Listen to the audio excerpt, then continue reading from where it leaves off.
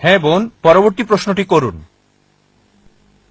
High Zakir Naik, আসসালামু আলাইকুম।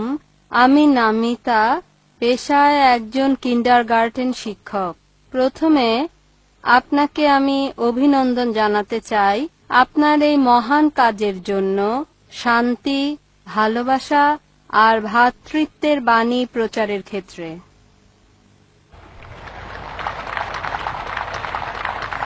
আমি আপনাকে জিজ্ঞাসা করতে চাই, যদি কোরআন ঈশ্বরের বাণী হয়, যদি ইসলাম সত্য জীবন ব্যবস্থা হয়, তাহলে কেন লোকজন এত সময় নিচ্ছে এই জীবন ব্যবস্থাকে গ্রহণ করতে?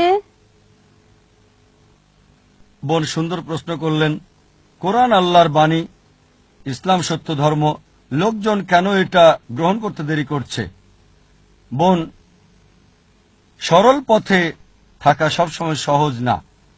আপনার অনুধাবন ভিন্ন, এক একজনের অনুধাবন এক এক রকম। যেমন ধরেন, কেউ হয়তো ইসলাম পালন করছে না, ও যদি ইসলাম গ্রহণ করি হতে পারে সে আসক্ত করে, তাই মদপান বর্জন করতে হবে, মেয়েদের সাথে ডেটিং আর বাইরে যাওয়া বন্ধ করতে হবে। এটা তাকে সত্য গ্রহণে বাধা দিচ্ছে। হয়তো সে চিন্তা করে, ঠিক আছে ইসলাম ধর্ম ভালো, তবে আমি মদপান বন্ধ করব না, মেয়েদের সাথে মেলামেশা বন্ধ করব না, শুকর খাওয়া বন্ধ করব না।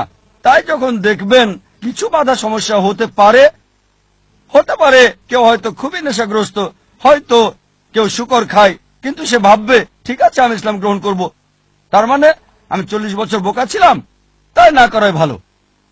কেউ হয়তো ভাববে ইসলাম গ্রহণ করলে বন্ধুরা কি বলবে, আমার মা কি বলবে, বাবা কি বলবে। তাই বোন, এগুলোই হচ্ছে বাধা। এই বাধা অতিক্রম করতে পারলে সত্য গ্রহণ করতে পারবেন। তাই আপনাকে যা বুঝতে হবে, সত্য খুব স্পষ্ট, এটা যুক্তি মানে সম্পূর্ণভাবে স্পষ্ট। এছাড়াও কিছু বিষয় রয়ে গেছে আড়ালে।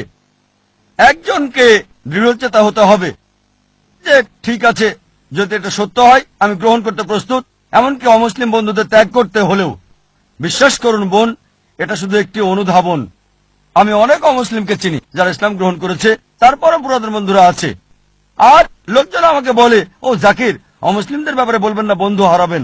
আমার অনেক অমুসলিম বন্ধু আছে, মাশাআল্লাহ, তারা আমাকে সম্মান করে। আপনি আমাকে উৎসাহ দিচ্ছেন, মাশাআল্লাহ, আপনি অমুসলিম। আমার দায়িত্ব সত্যকে তুলে ধরা। আরেকটা বিষয়, কোরআন পরিষ্কার বলছে, সূরা বাকারা অধ্যায় 2 আয়াত 256, লা ইকরাহা ফিদ-দীন, ধর্মের ব্যাপারে জোরাজুরি নেই, সত্য মিথ্যা থেকে স্পষ্ট। বোন, আমাদের কাছে সত্যকে তুলে ধরা। কেউ গ্রহণ করুক বা না করুক সেটা তার উপর নির্ভর করছে। যদি আল্লাহ চান সবাই গ্রহণ করুক, সেটা তার জন্য সহজ। এটা আছে পবিত্র কোরআনে, সূরা ইউনুস অধ্যায় 10 আয়াত 99। যদি আমি চাইতাম সবাইকে বিশ্বাসী করতে পারতাম, খুব সহজ, কুন ফায়াকুন, খুব সহজ। তাহলে পরীক্ষাটা কোথায়? আল্লাহ বলছেন কোরআনে,